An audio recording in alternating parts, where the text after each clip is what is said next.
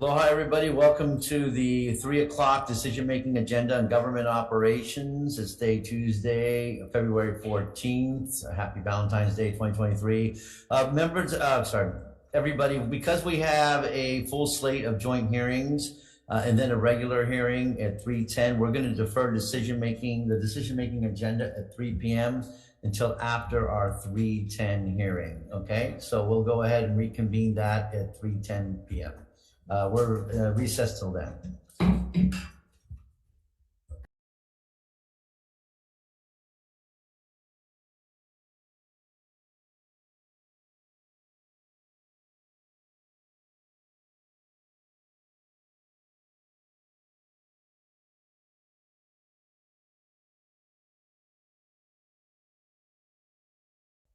Aloha and welcome to Senate Committee on Energy, Economic Development and Tourism joint hearing with Committee on Government Operations. We have one bill on our joint agenda for today. This meeting will be live on YouTube, streamed on YouTube, in an unlikely event that we have to abruptly end this hearing due to technical difficulties. The committee will reconvene to discuss any outstanding business in this room on February 16 at 1 p.m. And a public notice will be posted on the legislature website. Please note we have a 1 minute limit per testifier, and I plan to enforce this time limit. Okay, first up, Senate Bill 1154, testifying on behalf of DCCA Dean Sheena.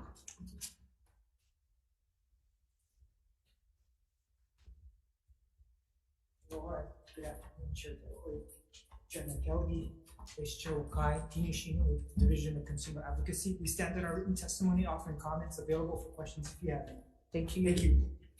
Next up, Leo Sanchin from PUC.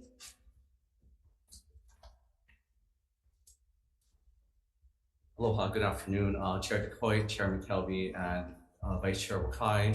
I'm Andrew Okabe here on behalf of Chair Leo Sanchin of Highway Public Utilities Commission. We signed our written comments available for any questions your committees may have. Thank you. Thank you. Next up, Stanley Osterman from Tiger Shark LLC in support. Michael Minakata for Ulupono in support. James Abraham for Hawai'i Electric in opposition. Sure. Chairs, Vice Chair, members of the committee, James Abraham on behalf of Hawai'i Electric. We're in opposition to Senate Bill 1154 and we'll stand on our written testimony available for any questions. Thank you. Next up, Kiko Bukowski, IBW. Afternoon, Chairs, Vice Chairs, Kiko Bukowski on behalf of IBW 1260. We stand on our written testimony in opposition. Thank you. Henry Curtis, testifying on Zoom with comments. Not present on Zoom, Chair. Thank you. Peter Sternlich, testifying on behalf of Sustainable Energy Hawaii with comments. David Bissell, testifying for Kauai Island Utility, comments, and Keith Neal testifying in support. Anyone else in the room wishing to testify on behalf of the measure? Seeing none, are there any questions?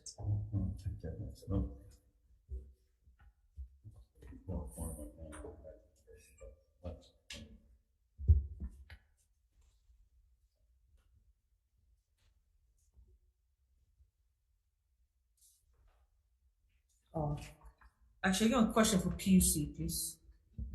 Sorry. Hi, thank you. So, as stated in the bill, is it correct that the PUC has failed to open and move a docket on wheeling for state facilities that has crippled the state's ability to share and distribute the electricity generated among its facilities and thereby lower electric bills? If you're referring to doc number 2020-0205, I believe, or 204, we're still in the decision-making process of that docket. Okay. Okay, no, thank you. Thank you.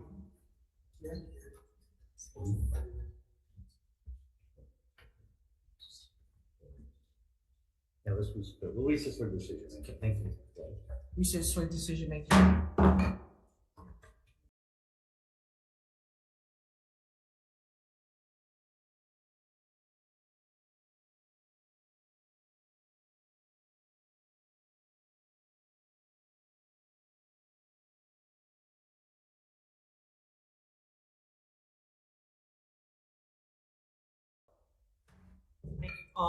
In light of the situation of our committees all over the place here, we're gonna defer decision making to Thursday, 1 p.m. in room 229. And with that, we are adjourned. Thank you. Thank you.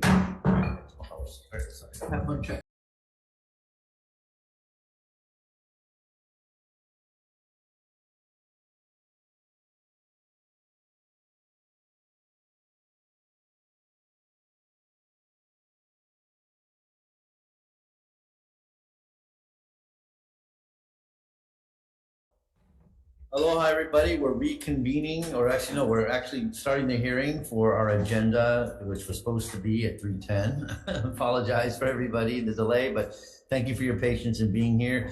We're going to start off right away with Senate Bill 814, Electronic Information Technology Accessibility for Persons with Limited English Proficiency. First up, we have the Office of Language Access, OLA. Written testimony with comments. They said, are they here via Zoom? Are they here? Good afternoon, Chair and Senator Wakai. Apirak Pemunglan from Office of Language Access. We stand on our written testimonies offering comment on this measure, and we'll be available for any question the committee may have. Thank you, Chair. Okay, thank you so much for being here via Zoom. Next up, we have Doug Murdoch. Let's see, ETS. Oh, yeah, or designee thereof. Good afternoon, Chair McKelvey, Senator Wakai, members of the committee. On behalf of ETS, we respectfully stand on our written testimony. Thank you so much. Offering amendments. Correct. Okay, thank you for the amendments. Liz Ryan Gill, coordinator, refounder of Hawaii Coalition for Immigrant Rights. Via Zoom. Present on Zoom, Chair. Present on Zoom. Okay, they have written in support. We have Bettina Mock, the Legal Clinic. Written in support. We have Sergio Alcubilla, Executive Director, Hawaii Workers Center. Hello, sir. How you doing? Good afternoon, Chair. Good afternoon, Senator McCoy. My name is Sergio Alcubilla. I'm the Executive Director for the Hawaii Workers Center. And I just wanted to highlight really the importance of language access, especially for our low-wage workers. During the pandemic, when so many people were applying for unemployment insurance, and we were telling people to go online and apply, there was a lot of people that were left out just because they couldn't access the computer system because of language barriers. And we just wanted to highlight that specifically for this bill, and just we stand in strong support of this bill. Thank you so very much much for being here, Sergio. Appreciate it so much. We have Patricia McManaman, Hawaii Friends for Civil Rights by Zoom. Pat, you there? Go ahead. You're on mute.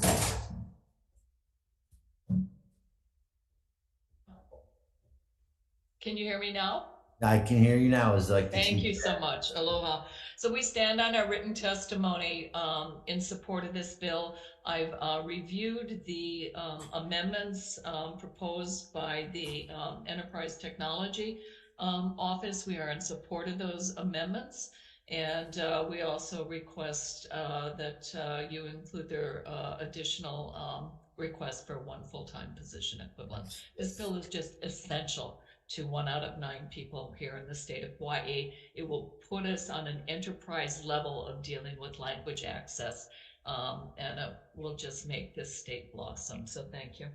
Okay, thank you so much. We appreciate you being here. We have Thaddeus Pham, individual, written in support. We have Christy McPherson and Ellen Carson, both individuals, both written in support.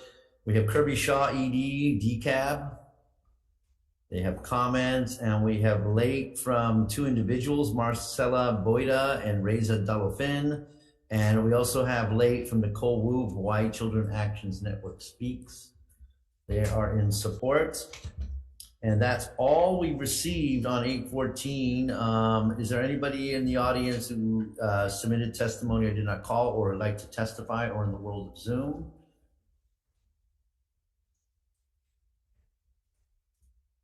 Good afternoon, Chairman and member of the committee.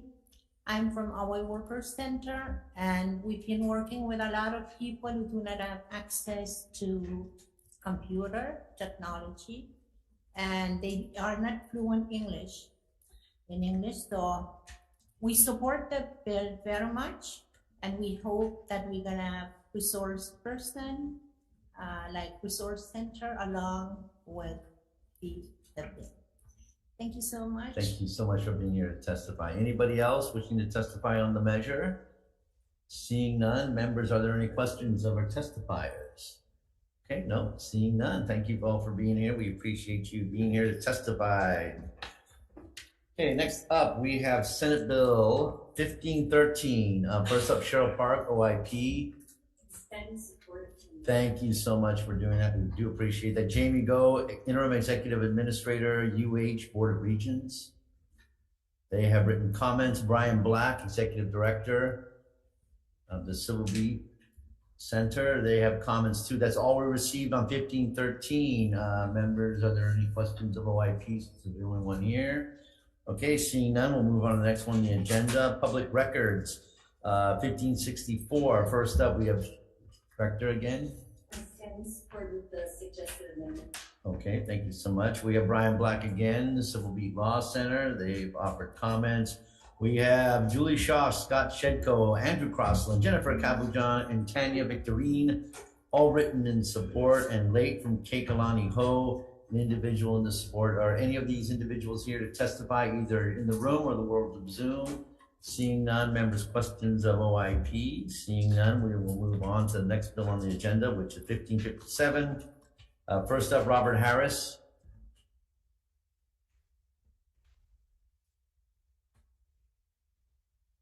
Aloha, Chair, members of the committee. My name is Robert Harris on behalf of the State Ethics Commission. We are in support of the intent of the bill, specifically seeing the need to have a uniform catalog of protocol gifts given to the state. However, we do oppose Section D4, which allows the custody of the protocol gift to be given as a personal loan to a former employee or former legislator. We see that as potentially being problematic. Okay, thank you so much. We have Keith Regan, Comptroller, Department of Accounting and General Services. He has, okay. Afternoon, Chair McKelvey and members. Yumin Silman on behalf of Controller. We stand on our written testimony and support. Okay, thank you so much. Thank you. We appreciate it. That's all we have for 1557. Anybody else in the audience or the world of Zoom wishing to testify? Seeing none, members, are there any questions of the testifiers? If not, I have a quick question, Robert, of Ethics Commission. This actually mirrors a bill that we did just last year. I was like, oh, this looks familiar. But you have a concern with the personal loan aspect of it. I guess, one of the impetuses for the bills is that the Archives Division ends up getting a lot of these protocol gifts to which they really have no way to display or to store them. And so it kind of creates a temporary storage facility, if you will, for them. I mean, is there actually, you want to speak on this bill? The protocol gifts one? I would love to. Yeah, I need to definitely come to the table because that's, steal my mic or steal this one over here. There you go. I was just explaining to him your point insofar as you want to do it better than I am. Yes, thank you. So from our experience, these protocol gifts have an immense value far beyond the initial presenting. We've been called as the State Archives on multiple occasions to put up pop-up displays as these delegations come and visit again, to bring these gifts back out, to show how deep and storied the relationship is between this new delegation and the state of Hawaii, with letters, treaties, and these protocol gifts. They go through a huge amount of effort to bring sometimes some very large and elaborate gifts over. And for us to just as a state forget that these were gifted is really an insult to that original gifting. So we're trying to track these things much more closely so that regardless of where they are, if that delegation comes again, we know they exist, who gave them, who was there, why it was given, what delegation, so that we have this institutional memory that we can keep and preserve and really honor what it was intended to do, forge a relationship between the giftor and the state. What about the personal loan provision in here, which is what the Ethics Commission has a big concern with? That is in response to some of the concern that when a gift is given, it is really between the person who helped form that relationship and the giftor. And so it's felt, as we had these discussions amongst other legislatures and amongst our own institution, that we need to honor that gifting process because it is that individual who forged the relationship. But they're acting on behalf of the state. They are acting on behalf of the state. And it is a delicate process, you know. So this was trying to find some happy medium to honor that original relationship, because they don't just say, oh, hey, you're the state. You know, the legislators and the executive employees of the state, you know, work hard to build that relationship. It just doesn't happen out of nowhere. It's all of the time they spend in correspondence and working together and really forming what can often be a somewhat personal relationship as well. And so as long as we know it exists, we know where it is, and like all of our loans, every 2 years we say, hey, is it still on display? Is it in good condition? If a delegation comes, you know, we have the right to kind of borrow it back for that use. You know, we're okay with that because what we have right now is absolutely nothing. We get no gifts. Think of some of the legislators in the last couple of years that have served for 20 years, separated from service. Where are all the protocol gifts they received? They're gone. Nobody even knows what they are. So we're trying to find. Shouldn't they give them back to the states, the archives division, when they leave, and then you know where they are? Absolutely, without question. Well, I think that's his concern. I mean, you're basically loaning them out, and they leave service, and they still have them. So correct? That's correct. Again, we have no objection with them being on loan to the individuals while they're in service, which may be decades. The concern is once they leave state service, I don't necessarily want to see the state archivist having to collect against, for example, an estate or something. But more importantly, we're concerned about the symbol on more broadly. For example, we don't let facilities crew take home state equipment to use for their own personal use. So there's just an inconsistent standard there that is challenging on an ethical perspective. Final say? That is the Ethics Commission call, but we do loan objects out to non-governmental entities as it is. So, you know, there is that protocol already in place. And so, you know, we leave it to this august body to try and settle those two issues. Again, if it's in a state purpose and someone's loaning something out that's for a state purpose, it's for education, it's to make people aware of it. So loaning it to a library or to a non-government agency for purposes of celebrating that relationship, we see that as a state purpose. Again, it's the personal loan that is referenced in D4, which we have concerns about. Yeah, because it's no longer a state purpose. Great. Okay, thank you both for being here. Thank you. Really appreciate it. Okay.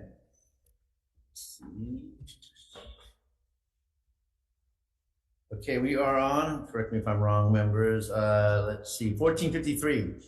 First up, Robert Harris.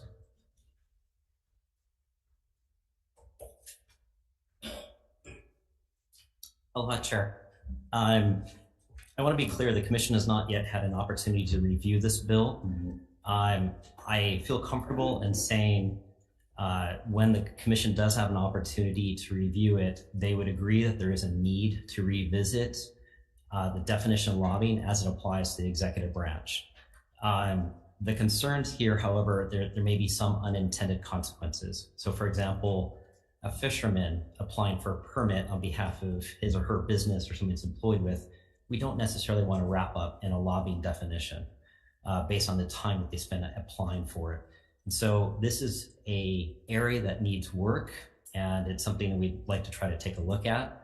However, I think it's something that's going to need a little bit more examination than this bill necessarily is able to do right now. Okay, so you would maybe perhaps like the chance to work on it during the interim?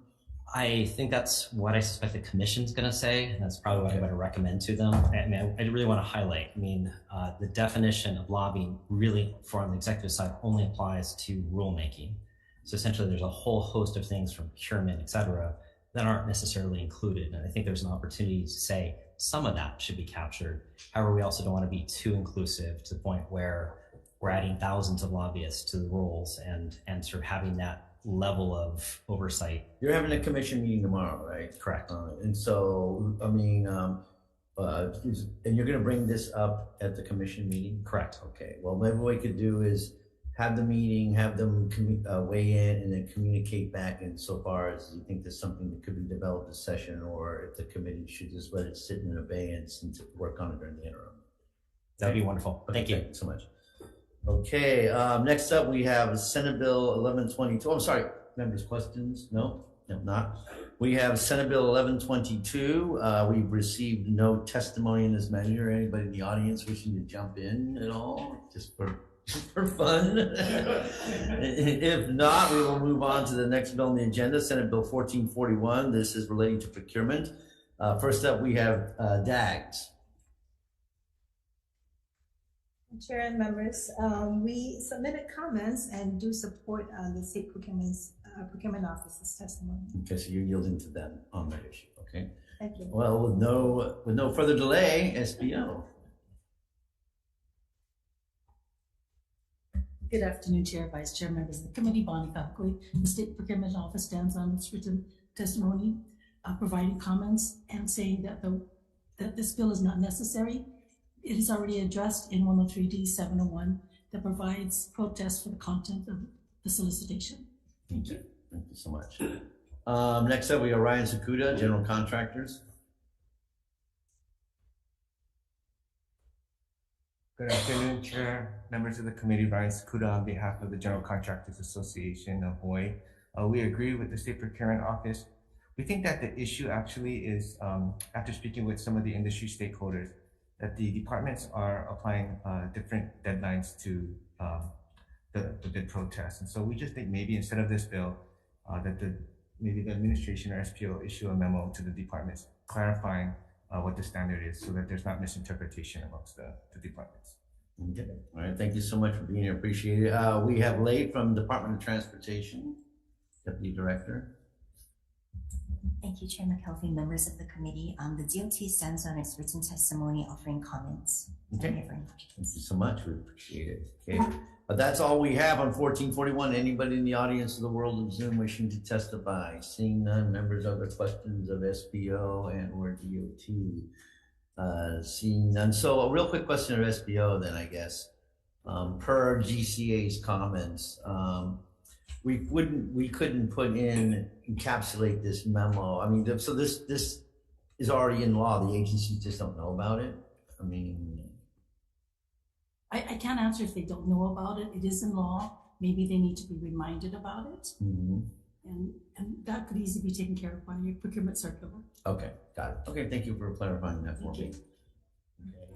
That is all we have. So we will move on to I believe, the final bill on our agenda, 1465. We have DAGs. Okay, thank you so much. Bonnie again, SPO.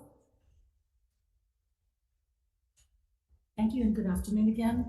The State Procurement Office stands on its written testimony, providing comments and recommendations. We believe the amendments that we make will fulfill the intent of the bill, which is to make it to save time and resources. Thank you. Okay, thank you so much. Jan Govea, VP of Admin, University of Hawaii. Okay, she has written testimony in support. We have Ernest Barrera, Assistant Chief, Division of Purchasing, County of Kauai on Zoom. Go ahead, sir. Good afternoon, Senators. Thank you for the opportunity to testify. I'm Ernie Barrera. I'm the Procurement Chief for the County of Kauai. The county stands in support of Senate Bill 1465. I also stand on testimony previously submitted, and I'm available for any questions that the committee might have. Okay, thank you, sir, for being here. We do appreciate your participation via Zoom. We have the American Council of Engineering Companies of Hawaii. You're supposed to present on Zoom, Chair. Not I'm present here. on. I'm oh, here. There, she's here. Sandy's here. I'm here. I just can't get my video to work. No, Sandy. Okay, go ahead. Okay, so go ahead. Okay, here it goes. Start my video. Okay, sorry. Here I am. Sandy Wong on behalf of the American Council of Engineering Companies Hawaii. We have submitted comments with some proposed amendments. Our biggest concern, Chair, is we do not like any bills that have the possibility of eroding qualification-based selection, because that is good for the state and it is good for our residents. Thank you. Hey, thank you so much for being here, Sandy. We appreciate it.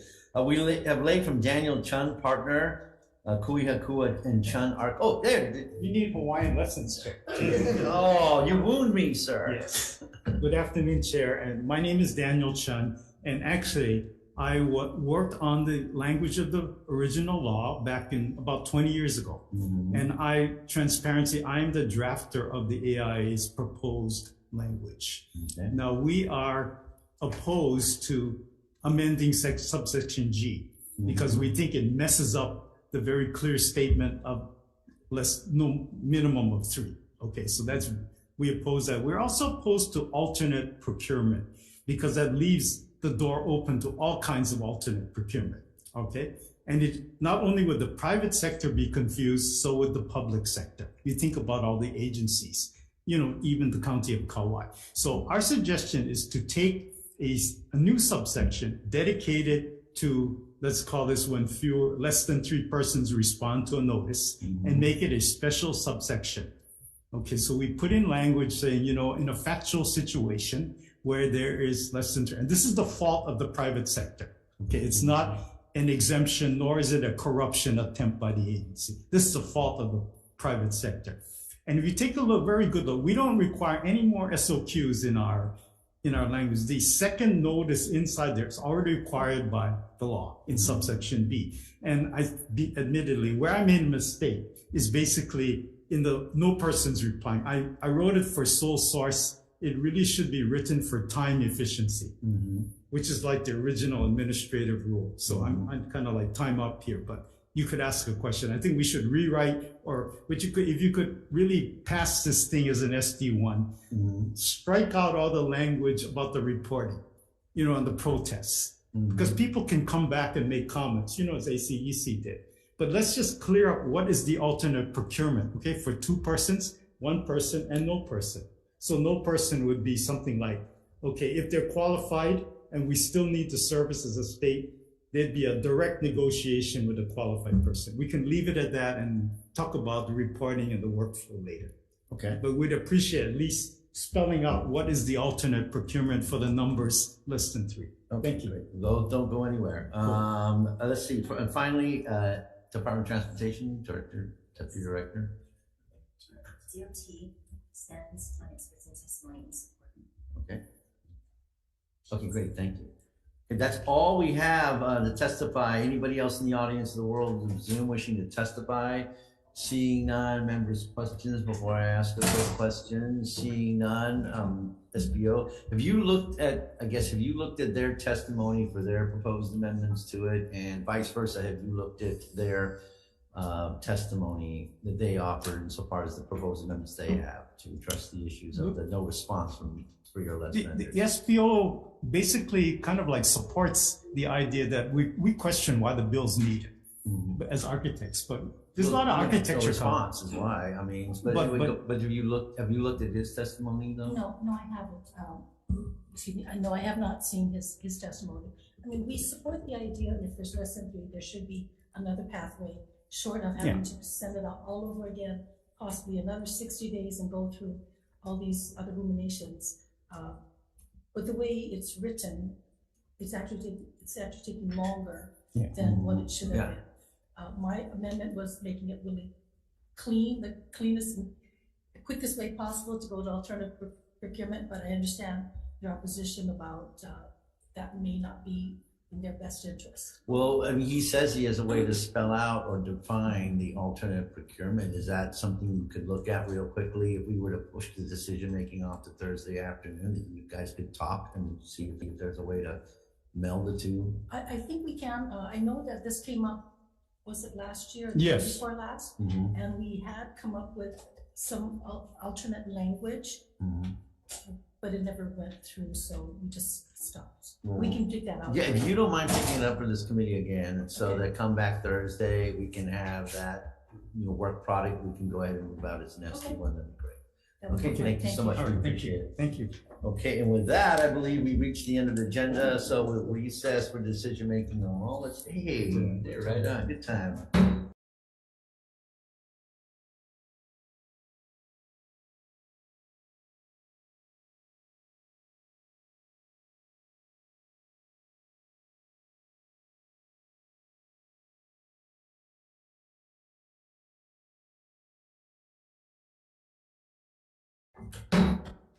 Okay, everybody. So we're gonna have. Okay, whoa. Okay, very good. Like the library. We're back for the 3 o'clock decision-making agenda. We appreciate the members coming back at this late hour, so we'll roll right into it. Senate Bill 232, we've been trying to work on the issues. We've reached out to the stakeholders, and they agree that we're going to go ahead and defer this in the best interest of the working group allowed to continue its work and report back to us for next session.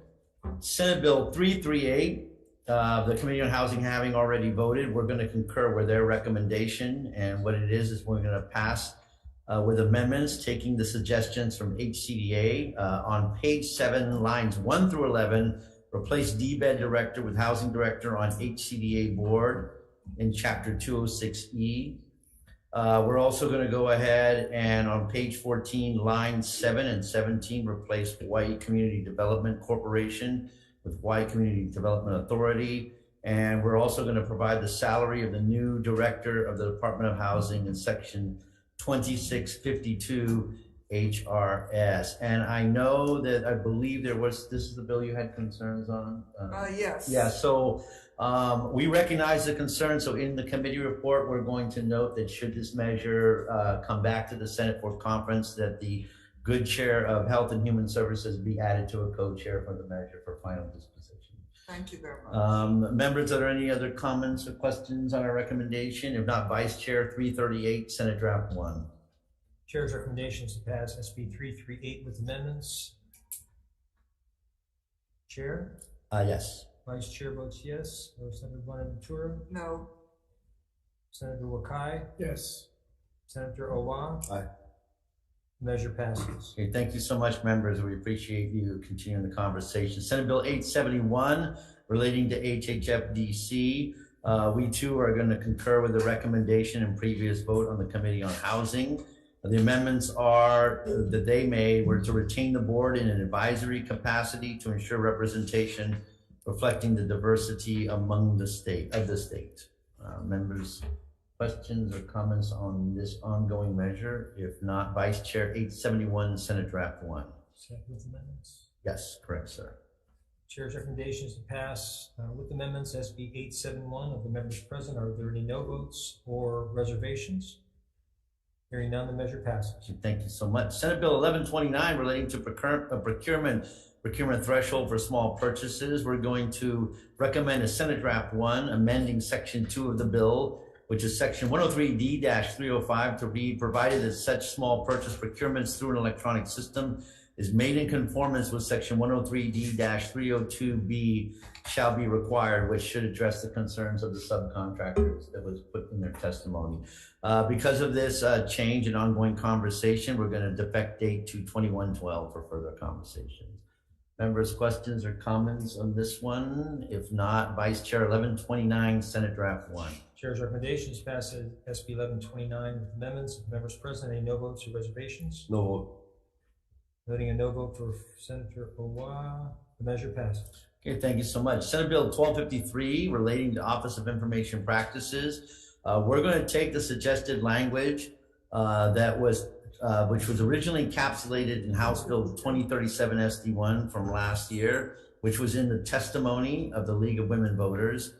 We've checked in with the Civil Beat Law Center who testified in opposition, and they too said if we were to make this change that they would be okay with it advancing for further conversation. And in a nutshell, what that version of the bill did was require the Director of OIP Practices to provide either a ruling or guidance in writing on open record responses and open meeting complaints. It also defined guidance, opinion, and ruling. We're going to defect date this to 2112 so we can continue this discussion further on the changes that were made. Members, questions or comments? If not, 1253, Senate Draft 1.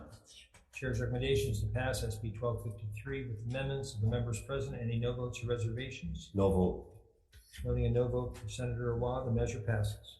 Okay, thank you so much. Senate Bill 828 relating to certification of documents.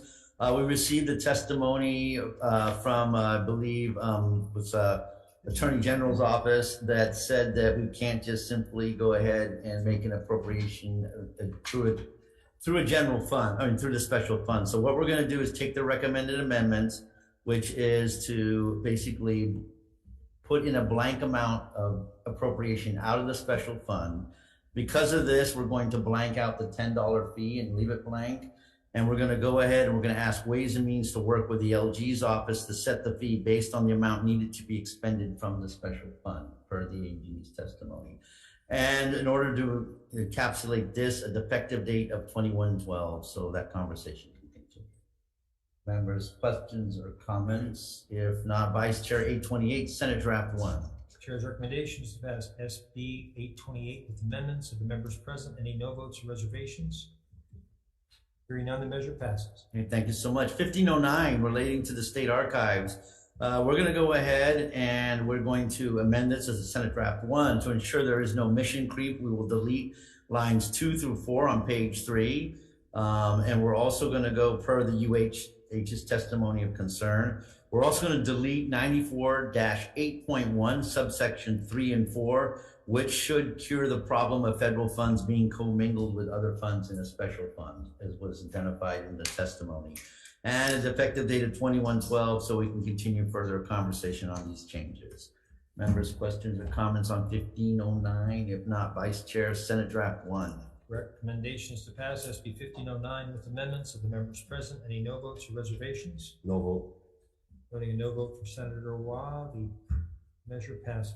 Okay, thank you. 1121, with your indulgence, we're going to defer this time certain Thursday, February 16th at 3 p.m. We want to talk to the author about the 3 different ways that LRB recommended we could proceed with this study to make it more effective and to have it produce the results. So we'll check in with them and get back with a recommendation at that time. And that concludes the 3 o'clock decision making, and we will just go right into the one we just heard, which was the 310 agenda. And first up, we had Senate Bill 814 relating to electronic information technology. We're going to do, members, is for 814, we're going to go ahead and do a Senate Draft 1, and we're going to add $100,000 for 1 FTE for a program manager.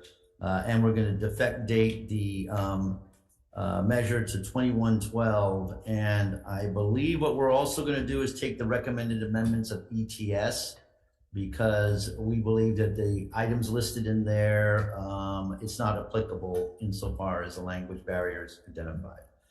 Members, questions, comments? If not, Vice Chair, 814, Senate Draft 1. Chair's recommendation is to pass SB 814 with amendments of the members present. Any no votes or reservations? Hearing none, the measure passes. Okay, thank you. Senate Bill 1513, public agency meetings. Recommendation, because we had just support on this measure, is to go as is, but we want to clarify in the committee report, the bill won't undermine the board's ability to use executive sessions as authorized in the Sunshine Law, and serves to increase the public's access to discussions, deliberations, and decisions and actions of government, and will not diminish any of its existing responsibilities. Okay, Vice Chair, with your indulgence, we will go as is on Senate Bill 1513. Chair's recommendation is to pass SB 1513 as is. Are the members present? Any no votes or reservations? Hearing none, the measure passes. Okay, Senate Bill 1564, it appears that the requesters can already specify from the agencies which format that they want to receive this measure in, so we're going to go ahead and defer this measure for this session. Next up, 1557, protocol gifts, the written records. We had a very good conversation here about it. To keep the measure going, we're going to go ahead per the Ethics Commission and delete page 5, lines 11 through 19, as we heard in the conversation, and a defective date from 21/12 to allow the archivists and the Ethics Commission to continue discussion on the changes. Members, questions or comments on 1557? If not, Vice Chair, Senate Draft 1. Chair's recommendations to pass SB 1557 with amendments. Of the members present, any no votes or reservations? Hearing none, the measure passes. Okay, Senate Bill 1453, given the news stories, obviously it's a very timely issue. However, per Ethics Commission's testimony, they need time to work on this. And so we're going to go ahead and we're going to have them meet on this tomorrow and then come back to us Thursday, February 16th at 3 p.m. to see if there's something we can move this session or we need to defer indefinitely to let them work on it over the interim. And then we have Senate Bill 1122, no testimony. Recommendation is as is. Members, questions, comments? If not, Vice Chair, as is to confirm deputies. Yep, that's a good bill. Chair's recommendation is to pass SB 1122 as is. Members present, any no votes or reservations? Hearing none, the measure passes. Okay, thank you so much. Let's see, this one in here, next bill was Senate Bill 1441. We're going to go ahead again, and we're going to defer time certain to Thursday, February 16th at 3 p.m. And we are going to do the same, members, with the last bill on the agenda, 1465, relating to procurement, defer Thursday, February 16th, 3 p.m. time certain. And I believe that concludes this decision making in this agenda. Thank you, guys.